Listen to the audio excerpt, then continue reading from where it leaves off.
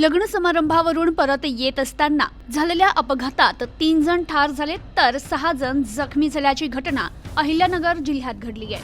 विवाह समारंभ उरकून घरी परत येत असलेल्या एका बोलेरो जीपला दुचाकीस्वार आडवा आल्यानं त्याला वाचवण्याच्या प्रयत्नात बोलेरो वाहनावरील चालकाचं नियंत्रण सुटलं आणि यात दुचाकीस्वाराला चिरडून बोलेरो लिंबाच्या झाडाला आदळली। यात दुचाकीस्वारासह 3 जण ठार झालेत तर दोघांची प्रकृती यात अत्यवस्थ असल्यानं अहिल्यानगर येथे पुढील उपचारासाठी पाठवण्यात आला।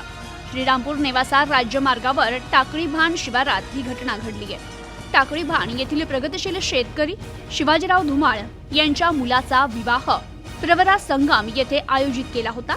हा विवाह समारंभ आटपून टाकळीभान येथे घरी परत येत असताना टाकळीभान श्रीरामपूर राज्य मार्गावर टाकळीभान शिवारातील स्वस्तिक ट्रेडिंग दुकानासमोर दिगंबर शिंदे हे दुचाकी चालक अचानक बोलेरो गाडी समोर आल्यानं त्यांना वाचवताना बोलेरो वाहनावरील चालकाचं नियंत्रण सुटलं आणि यात बोलेरो तेथीलच एका लिंबाच्या झाडाला आदळल्याने बोलेरो जीपचा पत्रा उचकटून अपघात घडला।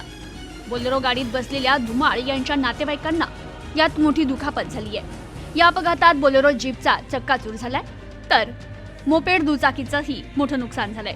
बोलेरोमध्ये 8 प्रवासी प्रवास करत होते।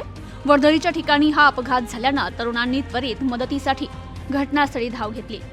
जखमींना बोलेरो जीपमधून बाहेर काढलं आणि तात्काळ श्रीरामपूर येथील साखर कामगार रुग्णालयात दाखल केलं।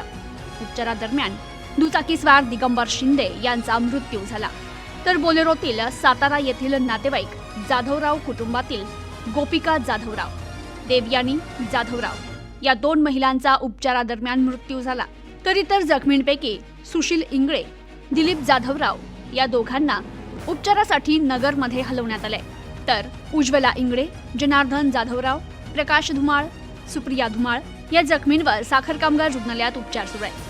अपघाताची माहिती मिळताच पोलीस निरीक्षक दशरथ चौधरी, पोलीस उपनिरीक्षक मुरकुटे, सहाय्यक फौजदार रवींद्र पवार यांनी घटनास्थळी दाखल होत अपघाताची माहिती घेतली। Bureau report, news today 24।